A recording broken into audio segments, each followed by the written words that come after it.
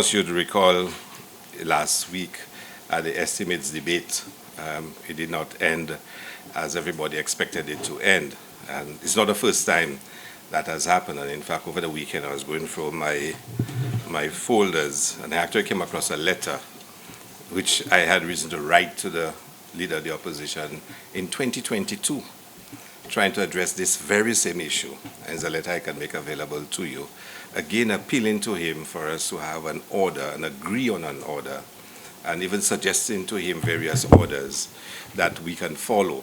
And of course, this is a problem that has been persistent, that he wants to dictate whenever he should speak. And in this instance, he did not want the member for Castro Central and myself, the member for Castro South, to speak after him. And in his clip, he claims that we would only come and play politics and answer him. And I thought it was all about politics in a sense. We would have loved him to speak and for us to get an opportunity to respond to the questions that he would have raised. But it doesn't make sense that he speaks, he challenges the estimate, and for him not to get answers, because if he raised those issues, surely he would want answers. But I think we're all looking forward now to the appropriations bill and the debate, and for all of us to get an opportunity to speak. And I really hope he cooperates this time.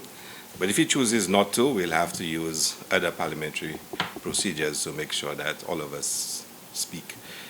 There are options, I guess, that we'll have to find out how best, because we would want to speak. And certainly in my case, I would have loved to be able to answer his questions and to provide, information. But there's a particular issue, as you know, that I thought I had intended. There's a lot I was going to say to him. And I think he probably knew that. There was quite a lot I was going to say to him. Because as you know, that he has filed a case against the CIP. He's asking for an injunction to stop the CIP, the enterprise option, and that the court case will be heard on May the 2nd for the injunction. And of course, we hope that the judge will see it our way, and we had hoped that he would have followed the right procedures, and then we would not even be where we are. You've also heard him of late claim that he's also going to go to court now for the Sovereign Wealth Fund. So it's a question now of he continuously going to court to stop whatever that is being presented by this government as progressive, as in the best interest of this country, and for the promotion and development of our country. So we're going to wait for his filing against the Sovereign Wealth Fund. Meanwhile, we're going to fight against his case on the CIP. And I had a couple notes there that I wanted to read to you, just to point out to you the absurdity of what he's doing. And I think we can all agree that the leader of the opposition has persistently attacked the CIP regionally and internationally, and now through the courts, as I mentioned. Of course, he's taken an injunction to halt its operation, and again, with no regard for the impact on the people of St. Lucia. I must admit that his actions have caused concern among investors and promoters within the CIP industry. He did it calculatedly to hurt St. Lucia, and it has had an effect on us. But we're going to continue to fight it to ensure that we win. As I stated in the House in October 2024, the CIP is in safe hands. The MOA among the OECS countries offering CIP was signed, and a regional regulatory body is to be established to ensure that all programs operate at the highest standard and with the appropriate level of oversight. The audit firm engaged to audit the CIP has provided its preliminary report, and it has made recommendations, and very soon we expect the final report to be submitted, and it will be tabled in Parliament.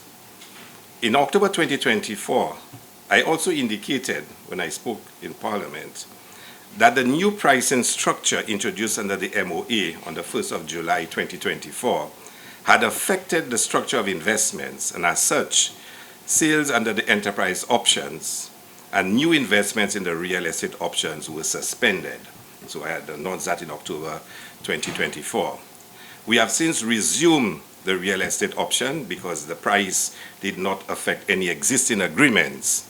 And since then, we have approved the real estate project, Isla Resorts at Rodney Bay at Montpimad, as our real estate project existing right now. Of course, in reviewing, we realized that the MOA and the enterprise option and the agreements under the enterprise option are not consistent. So we have not resumed sales under the enterprise option, and the National Infrastructure Improvement Program and the BMAX LLC housing project have been formally suspended. And again, I did announce that. The agreements between the government and the respective developers have been terminated because they're not consistent with the MOA, and we are now undertaking negotiations to ensure that the new contracts are consistent with the MOA and structured properly. We also want to make a major announcement that in the coming period, we will also propose amendments to the Citizenship by Investment Act and the accompanying regulations. And these changes are aimed at restoring the CIP to the exclusive high-end program that was originally introduced in 2015, before the changes were made by the Alan Shastri administration. So these amendments will reintroduce quotas on citizenship granted, net worth requirements, escrow account requirements, and all of the changes that were enacted under the previous administration to ensure that our program is more robust and it is more rigid and it is also an exclusive, highly attractive program. Thank you very much. So that's as it relates to what will come for the CIP. Is there any concerns regarding the first steps that the EU Parliament has taken to possibly, which could result in us losing our free visa access to the Schengen region? You know, I heard the leader of the opposition said that we're going to lose visa access to the EU. And we've been talking to the EU about the actions that they're taking. And let me explain to you what the EU is doing. Let me explain to you. And I'm sure when I finish explaining to you, you will understand what the EU is doing, and you might even agree with the EU. The EU now has a regime where the countries that have visa-free access, if their citizens behave in a particular manner that is injurious to the interests of the EU, they can stop that visa-free access. So there are a number of areas for certain actions. If they become of concern to the EU, they can. It explains that the EU will first say to a country that we have X problem, we have seen an acceleration of a certain incidence of a certain behavior or actions or whatever, and you should act on it. If the country does not act on it, the EU then will give them a period over which to solve the problem, or else they will use visa access. So the first thing, they notify you, then they serve notice on you that if you don't do something about it, they will remove visa-free access, and then if still you do nothing about it, they will remove the privilege you have of visa-free access for your nationals and citizens. So that exists. What the EU is doing now, the EU is saying, look, we have noticed that we've recognized the possibility for people with CIP citizenships to come into the EU and seek asylum. And therefore, because they have visa-free access, they can come in, and when they are in, they will claim asylum. So we want to put measures in place. If that should happen, then we can serve notice that, look, there is an escalation in persons with CIP passports seeking asylum, if it happens, and to alert the countries to do something about it, and if they do nothing about it, then to waive visa-free access. So what the EU is doing really is to add CIP to the existing list of persons that can qualify, can be asked to, countries that can be asked to take action because their citizens are violating the rules of the EU. That CIP citizens, countries with CIP programs did not exist before. But that's, in my view, understandable why they're doing it. Because if, for example, they say countries that have refugee problems, That's one category. I'm just giving you for illustrative purposes. That already exists, and there are procedures for that. But the countries that issue CIP citizenships are not on the list. So it's not a basis for them to waive, not waive, but to remove your visa-free access privileges. So now they add in the CIP as one of the reasons. So if persons from CIP countries are abusing the visa-free and they're going into the EU and seeking asylum, using the fact that they are visa-free, then the EU can say to the country, hey, a problem has developed. Can you deal with that?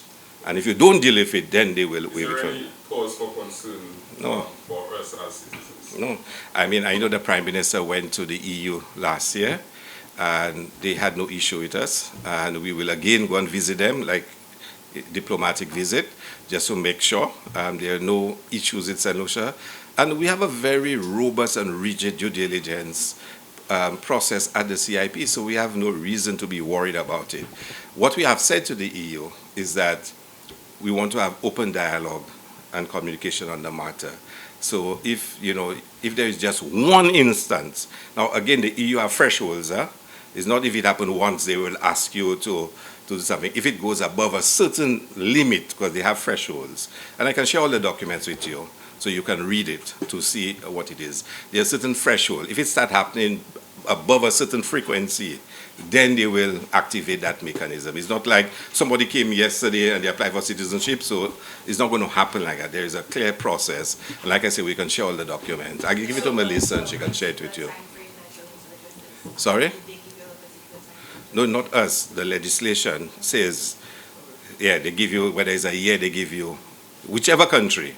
Because recently they withdrew from Vanuatu, visa-free access, and now they're discussing how to reinstate it to Vanuatu because they gave them a certain period within which they must take action, and to make sure it doesn't cause a problem. So we saw revoking of visa-free access to the UK for Trinidad recently. Is there any way that St. Lucia is related to that? I mean, are there any things that you can see similar in these two stories?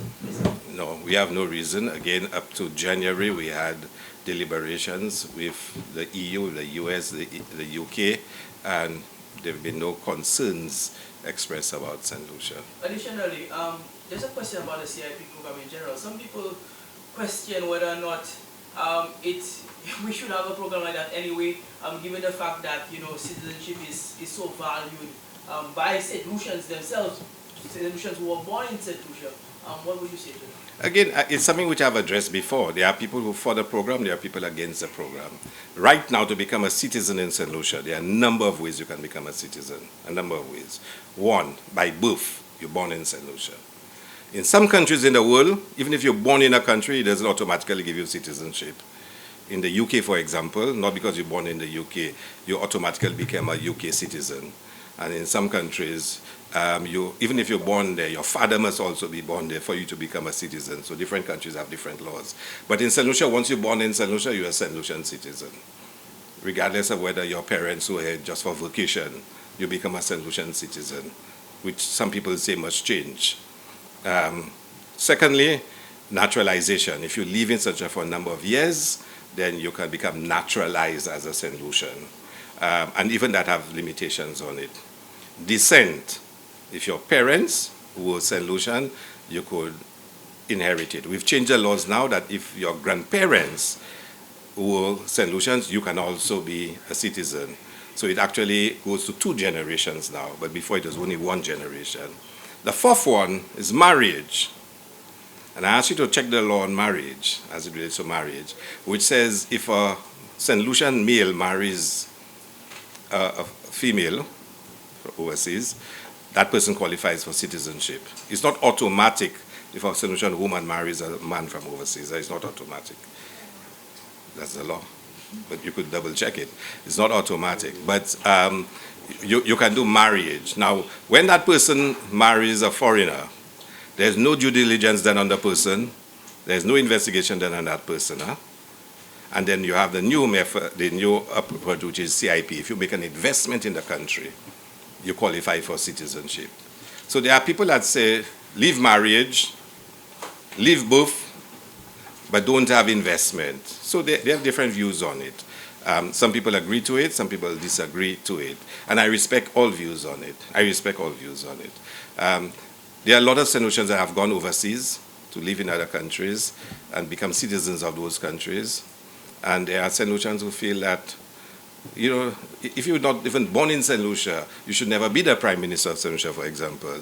There are St. Lucians who feel strongly about that, which, and only last week, a certain gentleman was on a program where he made a strong case that he feels if you're not born in St. Lucia, you should never be Prime Minister of St. Lucia. There are St. Lucians who feel strongly that way. And I respect views on that.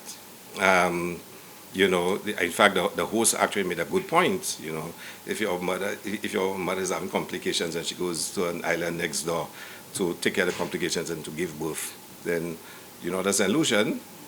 You have to come back here and acquire citizenship by descent. And you say, me? Yeah. Well, yeah, I have some sympathy for that view. I think there should be some very clear circumstances. It should not be black or white. I think that with the trade war between the U.S. and China, what are the concerns as it relates to the tourism and even the other portfolios in that regard? Well, I mean, it's massive concern for us, as you can imagine. I mean, not just St. Lucia, but all countries in the world are concerned now as to what's next going to happen in the U.S. Nobody seems to know what's going to happen next. There's no pattern except uncertainty. That's the only pattern. Because sometimes you hear announcements of tariff, the next day you heard that it is waived, then you hear it's going to come back. I think April 2nd is now the big date when tariffs will be imposed. And I heard this morning they're saying tariffs might be imposed on all countries in the world. I mean, which was dramatic change from last week. You know, last week it was targeted at certain countries. Last week also there's the announcement that any country that imports oil from Venezuela will face, you know, an additional tariff. We don't import oil from Venezuela, so it's not a major issue for us. But tariffs is a major issue, and I think some of you might have seen the piece on the congressional hearing where, you know, the shipping line, you know, actually presented to Congress, and because they're thinking of having a tariff on all Chinese-made ships. And that would have a dramatic effect, whatnot. So it's a concern for us in terms of the general management of the economy and the effect it can have on prices and inflation. It's also a concern for us in terms of tourism. The U.S. market is driving arrivals now, really driving it. And if the U.S. economy should start going into recession and economic uncertainty, you don't know where this is going to end. Whether people will slow down traveling because everybody will start thinking of, should I, you know, protect my savings and not spend on a vacation, whatnot.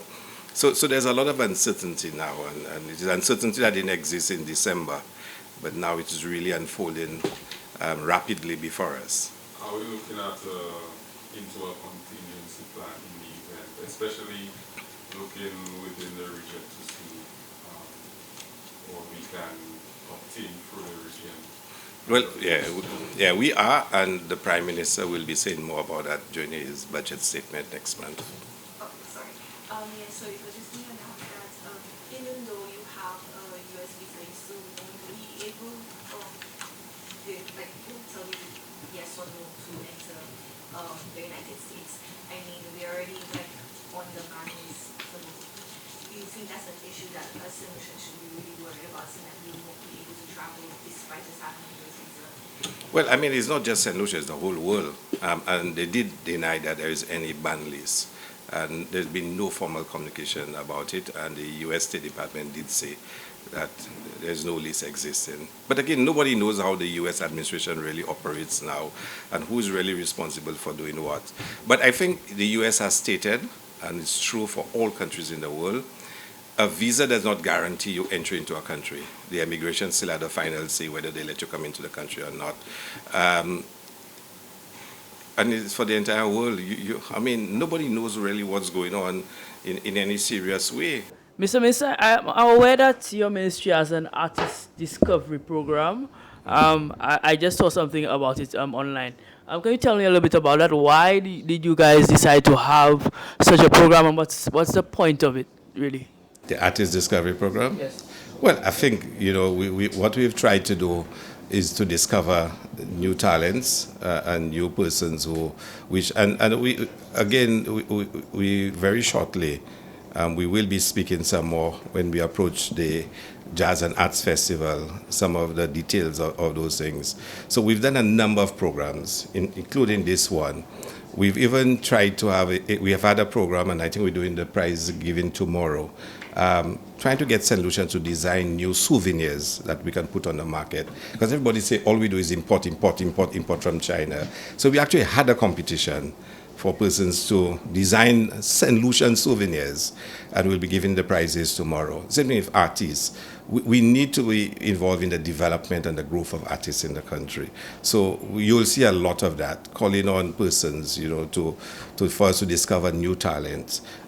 You will see also Export the Runway was created for that purpose, to get more designers in St. Lucia, more models in St. Lucia. So you will see we did some training in bamboo craft, training persons in terms of using bamboo to make craft, whatnot. So you will see, especially after the passage of these estimates, increased emphasis on items like this. During the Arts Festival that will be held in May, you will see again an emphasis that we have on street art, pin the city. You notice, like right here on the two CDCs, the murals that we have. And Minister Frederick, as a rep for Castle Central, has done quite a bit of promoting murals in the city. On Millennium Highway, we put up 2 already, and we have more to put up, over the tunnels. We want to encourage artists to come out and to really show what they can do, and especially in popular art, whatnot. So you'll be seeing a lot more of those things. Could we see like an artist directory of sorts, so like a compilation of names, different talents available to the public, so that they can maybe just access it and invest in art? Because one of the and I was speaking to Naja about that recently. One of the challenges for some artists is that they are afraid to be, I guess, starving artists, right? So they want to get into the arts, but I mean, they're not sure that they can get financial gain from it. So I'm asking whether or not, maybe a directory will be created for that purpose. A directory was started a few years ago, I think under Lon Theophilus when he was minister. And it is something that has been called for. So it is something, I'll raise the issue, what's the status of it. But at the same time, we also need to tell our artists that they have to recognize where the market is, because you don't want to be a starving artist, but you mustn't price yourself out of the market. St. Lucians are not big buyers of art, and you have to understand where the market is.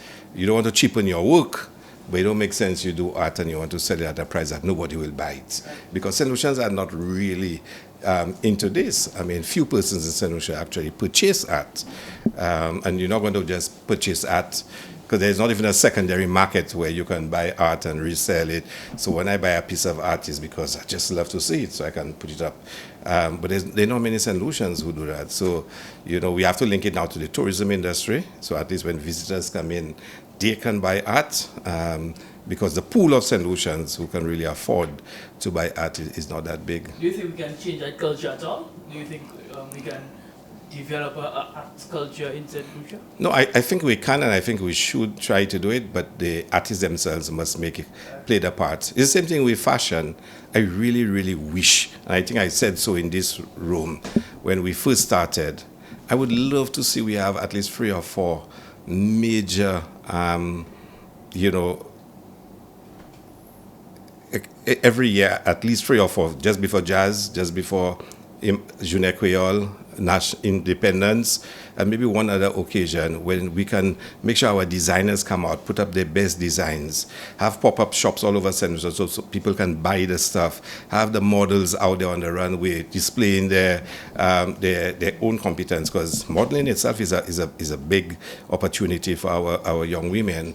And we can actually develop a fashion industry in St. Lucia, and we can start doing it around the major activities we have: Independence, jazz, Journée Creole, Carnival, and so we will have Export the Runway again for Carnival this year, where our designers will come out. We're hoping entrepreneurs, the seamstresses, all of them will make use of it. So we buy our own local fashion and create an industry in itself. So I think just like art, just like fashion, we can develop those micro economies in St. Lucia where people can earn a living. And that's what the youth economy also too is about. Is saying to young designers, young seamstresses, that you can come get a grant and you can enter into the business. So I mean the possibilities are there, but we need to create that culture where it can happen. Just briefly on the art subjects. The mic. If you talk about the art displays, how would you see the input of the alias forces? The French are very big on culture and art, and the alias forces in the past, I have attended, they've been big on even Kendall Ibole that put on stage plays, a lot of artists have got a time to showcase that. How do you see the input of the French in this whole art, this art development? No, but like you said, they have contributed significantly over the years. In fact, our cultural center, if you remember, was a gift by the French to St. Lucia for independence. It was supposed to be a temporary structure, and 46 years later, it is still there. And our premier, gathering place for cultural expression in the city. The pavilion, Rodney Bay, is larger, it can hold more people, but the cultural center is still, and it was a gift from the French. And they're working very closely with us for the development of the National Museum in St. Lucia, a project that you'll hear more about very shortly. So yes, they've been very, very involved. Anything on jazz for now? How is the preparation progressing? Yeah, the jazz is shaping up to be a major attraction this year. I think we're all looking forward. There seems to be a lot of interest in Kingdom Night and the Sunday show, the Mother's Day show. But I'm equally expecting the opening of jazz to probably be the biggest show that we've ever had in St. Lucia. I think it's shaping up to be this. And you have so many different options for different people. You have from country music, you have bouillon music, you have our own local artists, and then you have Sizzler at the end of it all. Last year it was a massive attendance. I expect this year to be even bigger. The situation with the National Trust, I know last year, following jazz there. No, the national, well, they seem, everything seems to be on course this year, so that's all I can say. But we're really looking forward to a mega event this year, and Carnival also will be, is shaping up to be the biggest. The bands are saying that look, some of them already sold out, and you talk about in March. Sold out. And I tell people, I remember the days when we used to launch our band Jazz Saturday. That's in May. For July, well, Sheffield will tell you that. We used to launch on Jazz Saturday. That's when we would reveal our costumes and sell out in time for July. Now, now you have to do that in December. And by March, the bands are sold out. And a lot of it is for overseas sales. When bands close to 1,500, and very soon some of the other events, tickets will go on sale, so you will see the kind of demand there will be for it. It means St. Lucia is trending, and it means that there's a high demand for events in St. Lucia, which is a good thing. Yeah, I remember last year, speaking about both jazz and carnival, I remember last year there was some conversation as to whether or not these two festivals are becoming too big for St. Lucia, that they're creating logistical nightmares for St. Lucia. What do you say to that, and how can we develop so that we can manage these two, festivals better? That's a very good question. It is something that I think last year we also spoke about that because you have to be able to respond. And I think last year for jazz, the biggest complaint was about traffic management. And we really made a determined effort last year to handle the traffic differently. The Friday night was still a challenge because of Groseley Friday night. You don't have access to to Groseley Town as part of your traffic management plan. But part of it has to do with cultural issues.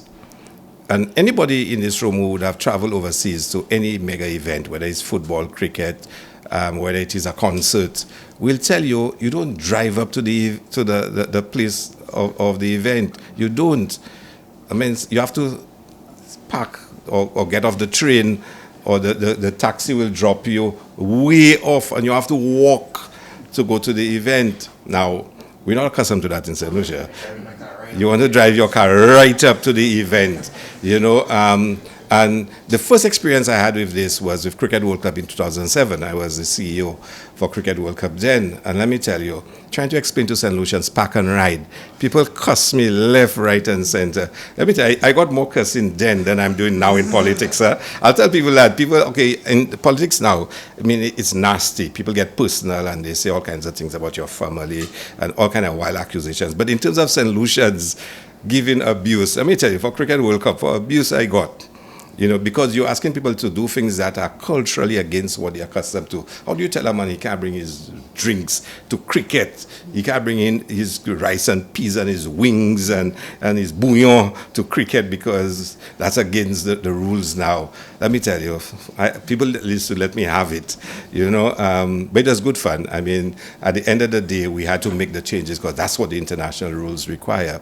But similarly, now with the event, you try to explain to people they must park a distance away. That's the drop-off point, and they have to walk. And they cannot understand that, So you really have to be trying to get people to adjust culturally what they're accustomed to. And even the park and ride, you try and explain to the bus drivers, boss, when you take people from the park and ride, you bring them to the event, you need to be there to bring them back. Otherwise, St. Lucians will just start walking. And then the buses coming up halfway, they stopping the buses on the road, and the people that are dutiful and disciplined waiting at the place, and the bus never reaches because people stop in the bus halfway because they're trying to walk and they stop in the bus. And you try and say to them, do not pick up people along the way. Go to the pickup spot. So, you constantly have to work on it. And it's challenging. So when you speak about the logistics and the operations, we made a determined effort last year. We'll be even more determined this year to try to get the operations right. But let me tell you, St. Lucians have a certain cultural way of dealing with those issues, and they're not prepared to really change that thing, and we need to continue to speak to them. And even operations in terms of how you benefit from the event. Sometimes you try and explain to vendors, you cannot vend there. For emergency purposes, you cannot be at an entrance. You have to go to the designated area. But no, they want to be at the entrance because that's where everybody passes in, and so they want full exposure to every patron going to the event. But there are security issues. If there is an emergency, you don't want people, right in front of an entrance, whatnot. So we have to continue the education process to speak to people. We need to get St. Lucia into the culture of buying souvenirs, buying paraphernalia, buy your jazz shirt, buy your jazz cap, buy those things because that's part of the whole business and economy of it all. But it's going to grow. And we put on a fantastic product in St. Lucia. We have some world-class event planners and managers in St. Lucia. We have fantastic venues. This year, I'm really looking forward to Jazz in Miku, that new location we have there, to see how it's going to work out. I think it's going to be a hit and whatnot. And, even Bexar Inspiration Jazz, I think is something that has tremendous potential that we can develop as well. Well, Soufre is already established, and Soufre has its own distinct experience that they give. So, yeah, and I have a consultation this Thursday, I think, with FRC to discuss and brainstorm on how we're going to handle Journée Creole this year. Because, and I discussed it here with you, whether we should continue with just having free selected communities or make the whole country a celebration of Journée Creole, to see whether we're ready to go in that direction. And other ways in making October an even bigger celebration of our Creoleness. So, it's great. It's a good challenge to have. Let me ask you the hardest question. What the government said. not to hint at your age, but you may be young enough to recall a time when I'm very old. Huh? playing math on Monday and Tuesday would extend into the evening time, Yeah. 7, 8, 9 o'clock. One of the complaints as to why that had to be curtailed, maybe lack of manpower on the police law enforcement side and the prevailing security situation. Your government or the government you're a part of are boosting up the law enforcement numbers. The demand for carnival is undeniable. Its sell bans are selling out as early as March. Do you see in the near future carnival parade of the bands going a little beyond the 6 o'clock cutoff time or 7 o'clock cutoff time? I want to see it. There's no doubt in my mind that I want to see it. And you're right, the police have the final say because they make the call on security and safety. And I am hoping with the extra manpower they have, they can deploy their resources in a way that would allow for revelers to have, an extended, celebration on the road. I really hope it can work out. There's, in my view, no reason why we should be ending the jump up at 6 o'clock. We shouldn't. But I understand some of the challenges that they face. And we will be engaging the police to see how they can do so. Because in addition to the extra police officers, they now have the rangers that will be out as well. And how it is that we can provide a more exhaustive experience for revelers.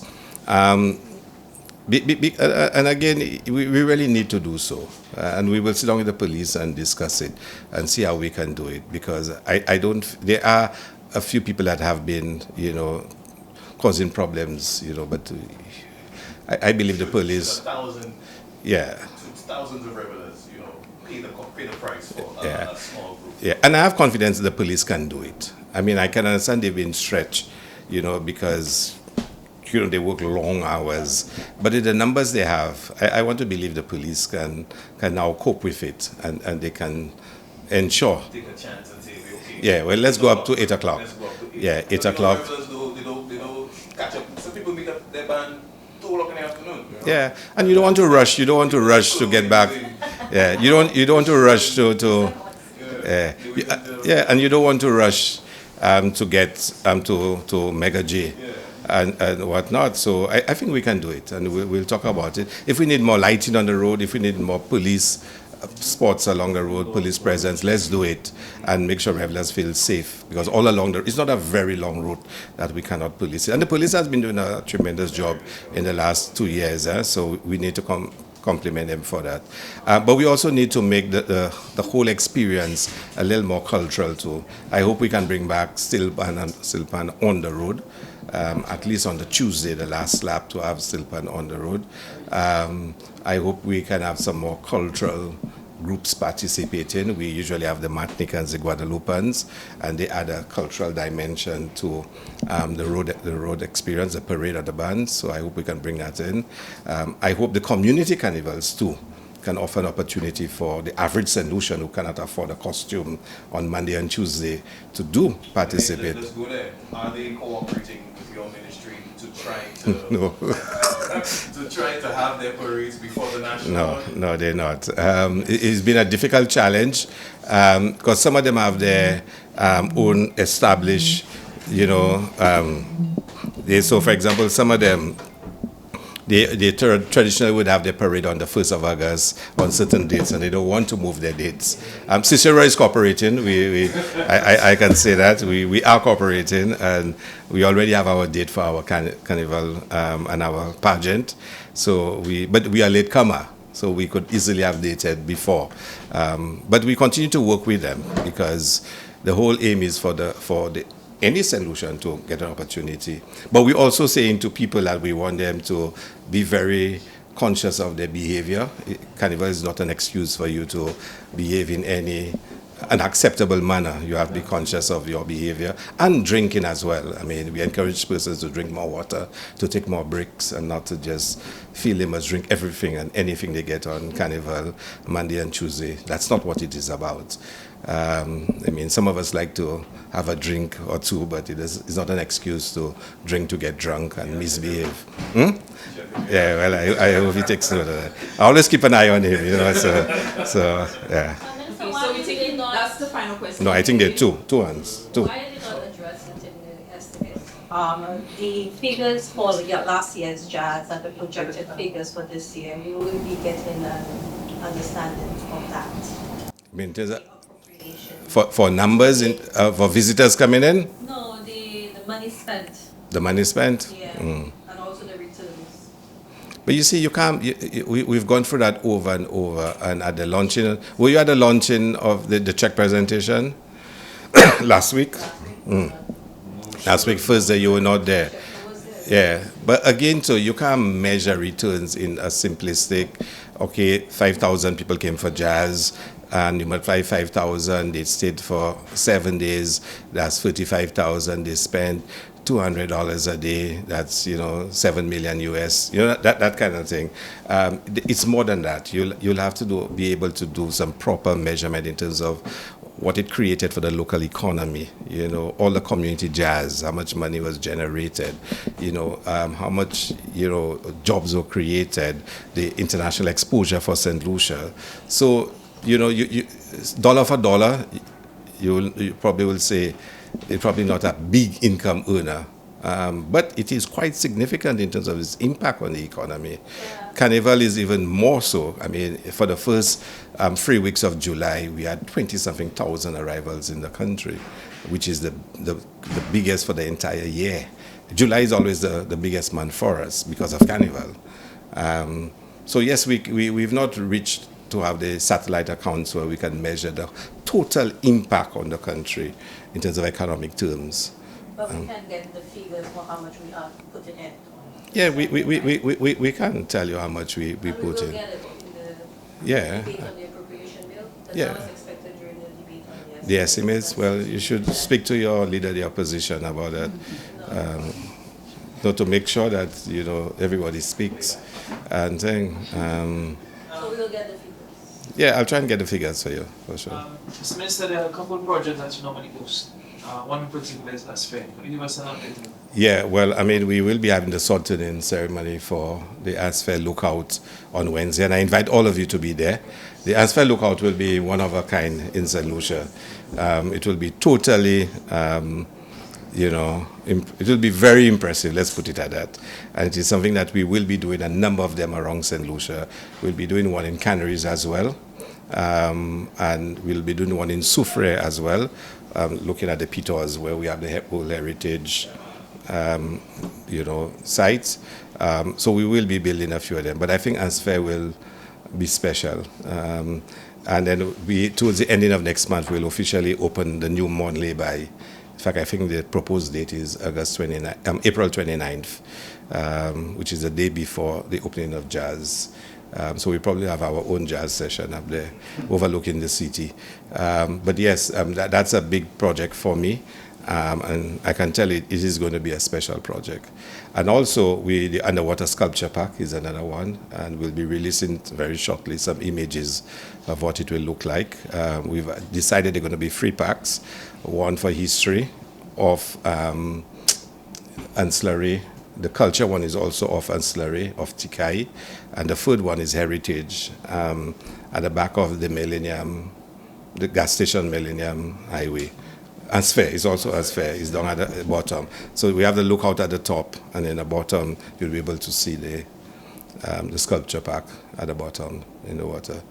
And again, it's part of diversifying our tourism product and offering more experiences for visitors when they come to the country, but also for St. Lucians, because from what I've seen of the Asfair lookout, it will be a place for St. Lucians to go and hang out for weddings. It's a fantastic area. I mean, you drive by every day and you never realize the amount of land that is actually there. I mean, it's going to be a real fantastic place with a bar, a restaurant. So you can go out there and enjoy and get a nice sunset drink, as a solution. Yeah? You just open up. Good morning, good morning. I am here today, as usual, every Monday morning to first interact with you, but today we have just a small statement. And that statement is to do with what transpired in my constituency over the weekend. So I want to report that on Sunday, yesterday afternoon, we did another sword turning ceremony for our, what I would call, multipurpose amenities in Foshajac. You may recall about a week ago, we did the sword turning for the community of Zeno. And I'm saying so because we are at the eve of Youth Month, which is in April. And in Sufre, we are focusing in a big way on our young people.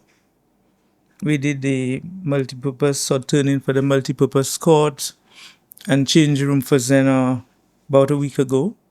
And Sunday, yesterday, we did the sword turning for toilets and change rooms for the Foshajac multipurpose court. Now, this court was built by a St. Lucia Labour Party government. At the time, the parliamentary rep was the Honorable Dalson. And now, another St. Lucia Labour Party government is putting the amenities to the courts. I think it's important because when you look at the focus of the St. Lucia Labour Party administration and the investment that we are placing in our sporting facilities throughout the country, and you link that to the performance of our athletes around the world, you are seeing that there is a structure and a strategy to focus on the development of young people. So I'm extremely pleased that our young people in Foshajac will be benefiting from this facility. We also signed a contract for the renovation of the fence, and we are going to pay attention to improving the quality of the playing surface on the Foshajac field. So this week, this week we are focusing on Foshajac, sporting development, and the entire month of April, from tomorrow. Tomorrow is the 1st of April. From tomorrow, I think I've prepared an address for our young people. I am also going to have on April the 21st a netball tournament in Foshajac for the Soufrière constituency where we focus on the ladies. On the 19th of April, we are going to have a pop-up session with our young people in Soufrière. And on the 27th of April, we're going to have a paint and sip session with our people in Soufrière. So for this coming Youth Month, we are taking the young people in a different direction. We also want to engage in a big way the Sports Council so that we can work with them to improve the lot of our young people. You can tie that to what we've done with the youth economy, and St. Louis Soufrière alone received some 86 of our young persons receive support from the youth economy, and I'm very pleased about that. Minister, despite all of the advancements in infrastructure development in Soufrière for Saint-Jacques, your predecessor, the man you beat at the last elections, has an issue with one particular project. He's accusing you of not being transparent because a sign has not been erected at the site of a Lacy Towns development. He's imputing proper motives and all that stuff. What do you say to his? And you think I should answer him on that? Because, we have a parliamentary rep that stayed just about 6 years in office. Whatever work he did, I can't remember any sign being assigned. I can't remember him coming to the public to say who the contractors were. Everybody saw the contractors were from Forestier and everywhere from St. Lucia. He was never accountable. So I'm pleased that he now is trying to understand what the word accountability means. But he must, before he asks about accountability, I want him to tell the people what he did with all the plywood that he got. I know my plywood has covered, my galvanized has covered the house of about 175 people. Just let him be accountable to say what he's done with the people's plywood and other things. When he starts saying that, then we can sit down here and then start talking accountability. But I don't have to be accountable to people. The people feel it, they know it, they receive it every day. Whatever happened to the investigation into the operations of the SRDM? A report, you're correct, there was an audit report. The report was presented to the, how you call it, AG's office, and that is one of the reports that is before the special prosecutor. It's outside. General or Attorney General? The Attorney General.